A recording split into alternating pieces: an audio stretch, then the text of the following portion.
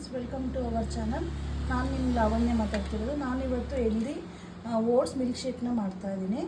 So ಏನಂತ ಹೇಳಿದ್ರೆ, ಇದು ತುಂಬಾ ಒಳ್ಳೆಯದು ಡಯಟ್ ಮಾಡೋರಿಗೆ.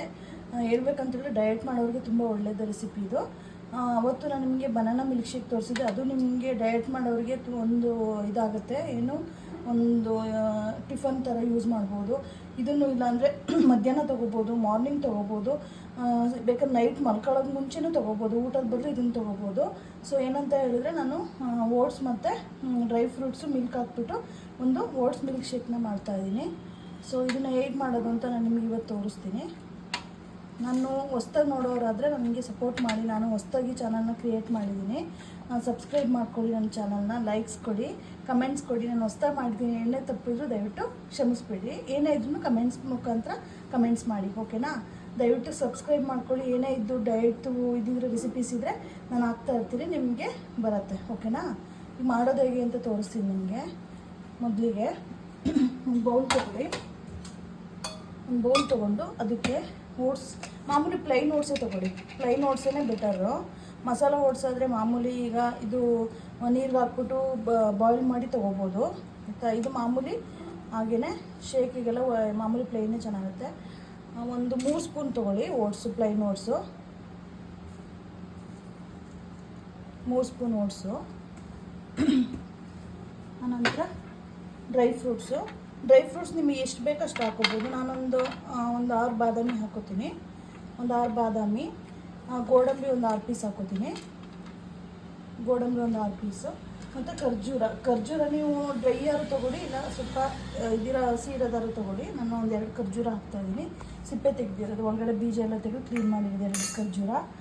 ಆನಂತರ ಇದನ್ನು ಈ ಕೆಲವರು ಆಲ್ಮೋಸ್ಟ್ ಆಲ್ ಏನು ಗೊತ್ತಾ, ಮಿಲ್ಕ್ ಶೇಕ್ ಮಾಡಬೇಕಂತ ಹೇಳಿದ್ರೆ ಹಸಿ ಹಾಲಲ್ಲೇ ಮಾಡಬೇಕು, ಕಾಯಿಸಿರೋ ಹಾಲಲ್ಲಿ ಮಾಡೋಕ್ಕೆ ಹೋಗಬಾರ್ದು. ಈ ಮಾಮೂಲಿ ಫ್ರೀಝರಲ್ಲಿ ಹಾಕಿ ಸ್ವಲ್ಪ ಐಸ್ ಆಗಿರುತ್ತಲ್ವ, ಅದೇ ಹಾಲನ್ನ ಯೂಸ್ ಮಾಡೋಕ್ಕೆ ಟ್ರೈ ಮಾಡಿ, ಚೆನ್ನಾಗಿರುತ್ತೆ ಶೇಕು.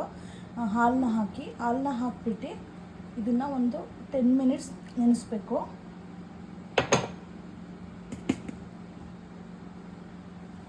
ಈ ಥರ ಫುಲ್ ಎಲ್ಲ ಮಿಕ್ಸ್ ಮಾಡಿ 10 ಮಿನಿಟ್ಸಿಂದ ನೀಟಾಗಿ ನೆನೆಯಕ್ಕೆ ಬಿಡಬೇಕು. 10 ಮಿನಿಟ್ಸ್ 15 ಮಿನಿಟ್ಸ್ ಬಿಡ್ಬೋದು. ಕೆಲವರು ಓವರ್ ನೈಟ್ ನೆನೆಸಿದ್ರು ಚೆನ್ನಾಗಿರುತ್ತೆ, ಬಟ್ ನಾನು ಒಂದು 15 ಮಿನಿಟ್ಸ್ ನೆನೆಸ್ತೀನಿ.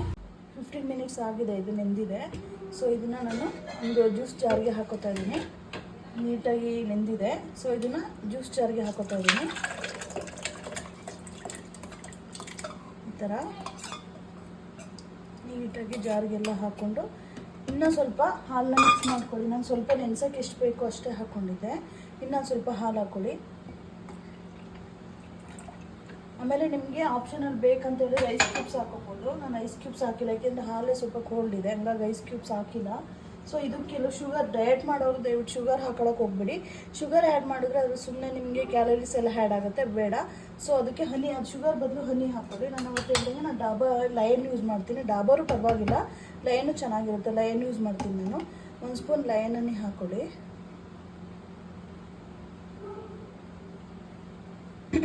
ಹನಿ ತೊಗೋಬೇಕಾದ್ರೆ ನೋಡಿ ತೊಗೊಳ್ಳಿ ದಯವಿಟ್ಟು.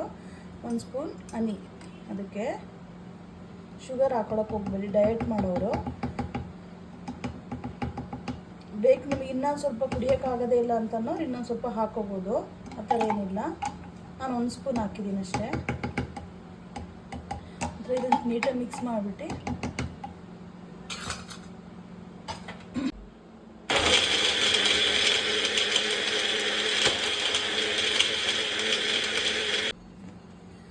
ಆಗಿದೆ, ಇದು ಮಿಕ್ಸಿ ಆಗಿದೆ. ಸೊ ಇದನ್ನು ಒಂದು ಗ್ಲಾಸ್ಗೆ ಸರ್ವ್ ಮಾಡೋಣ.